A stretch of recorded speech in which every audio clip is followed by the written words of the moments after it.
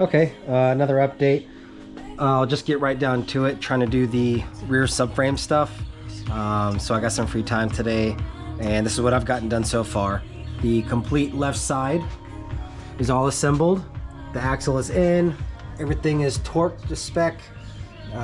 Brakes are on, rotors are on, axle nut is tight to torqued to spec. Brake lines are done. All the everything was done and tightened when I jacked up everything so that there's the proper preloads on the bushings. So now I'm working on now that I got the axle in with the rotor, I can use something to hold in place so I can do the input shaft seal. And let's go underneath. So the input shaft seal, I bought a new seal from FCP Euro because the seal was leaking on the M3, the convertible, when I bought it. And then I bought the seal, and then I looked at the service records that came with the car and noticed that they had just got the seal replaced. And I was like, why is it still leaking if the seal was replaced? Did the shop just say they did it and not do it? But everything came apart really easily. Like the locking collar, everything was installed properly, but the nut to came off very easily. The input shaft flange slid off super easy, so that means it had just been worked on. And then I go and I can see the seal. The seal looks new, but it's leaking, and the reason it's leaking is because you can see here the seal is not pushed in properly. They didn't set the depth right, and so there's just leaking out the front bottom right there. But it's a new seal. So they must have not had the tool, which I have the right tool. I'm going to replace it with the new seal anyways. I don't even know if that's a BMW seal or not. I'll have to look when I pull it out. But yeah, that's where I'm at right now. And I just thought that was pretty funny. But I'll get some more stuff put together and then I'll be back. All right, I had to take a break, but we're back. I've gone ahead and installed the new replacement input pinion seal on the differential, and using the tool from FCP Euro, and now you'll be able to see the difference in the depth compared to what I just showed you. So here, this is the special tool. It's a seal driver. It sets the depth so you can't go too far forward, and it bottoms out. So as you can see, it should be pretty even all the way around. And then take this out. Here you can see that seal is a lot more, and the depth is a lot deeper into the differential versus the BMW seal that was used by the previous whoever did it. They used a brand new seal. They probably did it less than 1,000 miles ago on the car because I have the paperwork for it, but they didn't install the seal right. And when it wasn't even flush. Most people install the seals flush. The seal driver actually installs it more than flush. It sets the depth a little bit deeper, which is supposed to be what I guess BMW wants. But anyways, there it is. Hopefully it won't leak anymore. I'll clean it up and get it some more installed, so we'll be back. All right, we are back with another update, and my friend the Angry Chinaman is here today. He is getting things done and helping me get the last corner assembled and the brakes all done so that we can bleed these brakes and get just one step closer. All right, that's enough camera time for you. But yeah, we got a lot of stuff done. All the brakes are done. So we were going to bleed the brakes and we will be back. All right, we are back. We had to get started on bleeding the brakes. Did a little manual bleeding first because the system was completely open, so using the pressure bleeder didn't really work great at all. It just wasn't enough pressure to work with a completely open system. So we did it the manual way just to get fluid moving through all the calipers. So I'm about to start doing with the pressure bleeder now. Taking a break from that and switching over to my drive shaft issue, which was the CV joint came apart. And I didn't even realize it when I removed the drive shaft, when I disassembled the M3 so long ago, that the CV joint flange stayed on the differential flange, input flange. And so, yeah, anyways, I had to disassemble it, as you can see here, get all the grease out, completely clean it up, marked everything. There's index marks here before taking everything apart. I know which side is which here. I clean everything up with Chem Dip to get all the grease off and let that soak overnight. Then I came here, clean everything up with brake cleaner. Everything dried, so I'm gonna get to assembling this CV joint. And then I actually have, see if I can show it over here. So with my diff kit, I got, you know, the right fluid with the friction modifier, but I have a new snap ring. Didn't even realize I ordered one of those. That's the snap ring for the CV joint. Then I have this guy. This is the CV joint gasket. Let's see if I can pull this out here. This little guy right here. So that's kind of important. And then this is the one that goes on the inside of the CV joint. FCP only put the last four of the part number on there, 9078. But it matches on real OEM. But this one is metal.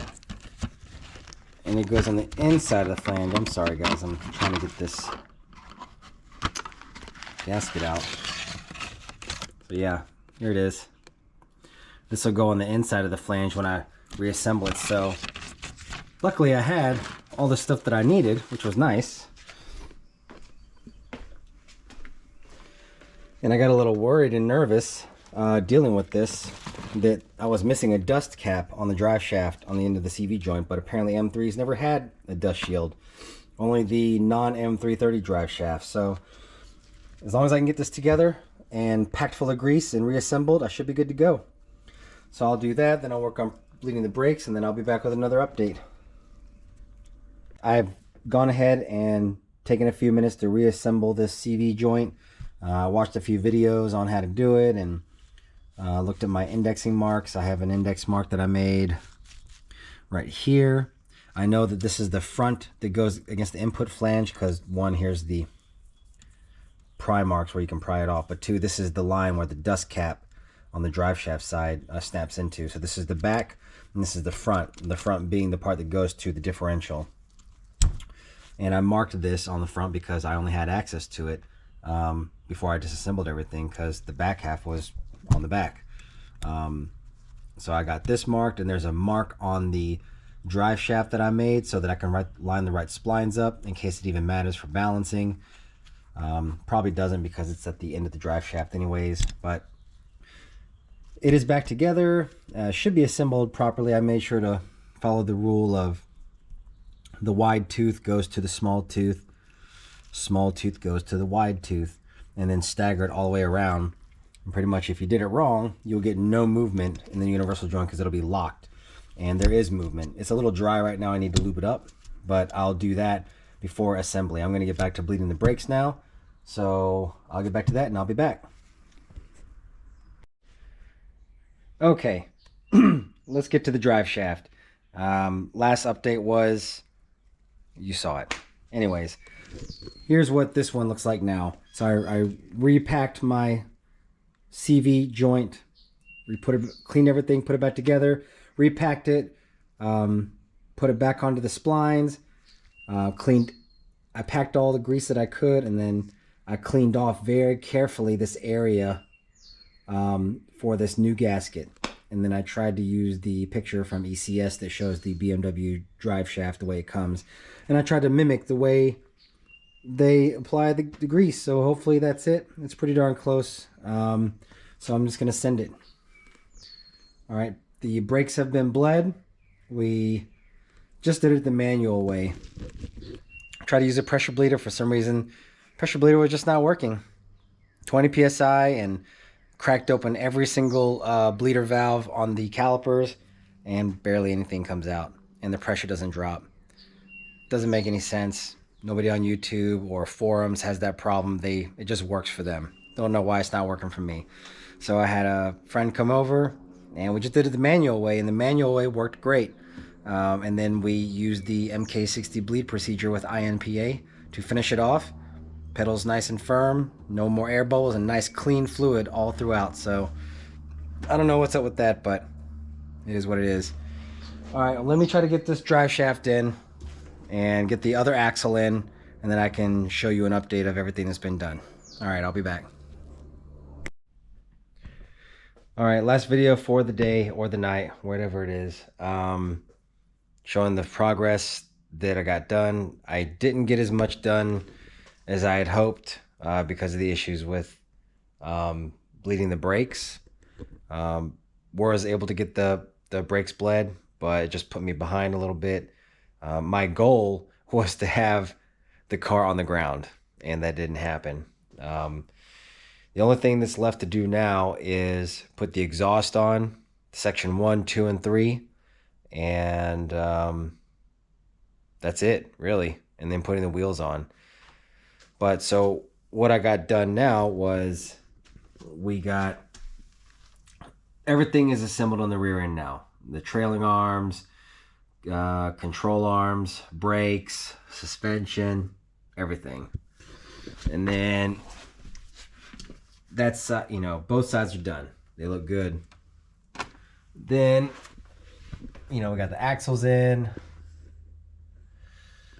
So all this is looking good. The diff, I got the input shaft seal changed out. Drained the fluid out a couple weeks ago, so it was empty. And then I filled it up with the proper e46 M3 differential fluid from BMW that I got from FCP. So that filled up nicely, and we got two new fill and drain plugs right there, and they're the updated ones that have the integrated O-ring. I got my sway bar in, the rear sway bar, and then for the bottom here area, the drive shaft is installed. The center support bearing is preloaded and tightened. The Gibo or flex disc is attached and bolted and torqued down. Drive shaft is bolted to the differential, and then I got the tunnel heat shielding installed. So I'm trying to get ready to get the exhaust put on. So I've been working on getting that installed, and then fiddling with this right here, this heat shielding right here for the section 3. What is it? There was an extra stud here left over from the non-M that I had to cut off with a cutoff wheel and then paint it so it doesn't rust, so that this shield would go on properly. So, yep, we got this tub on, the shielding on. Eventually I'm going to buy all new pieces, but that's not in the budget right now, so I just make what I can fit. It's workable and it's doable. It's all easily changeable later.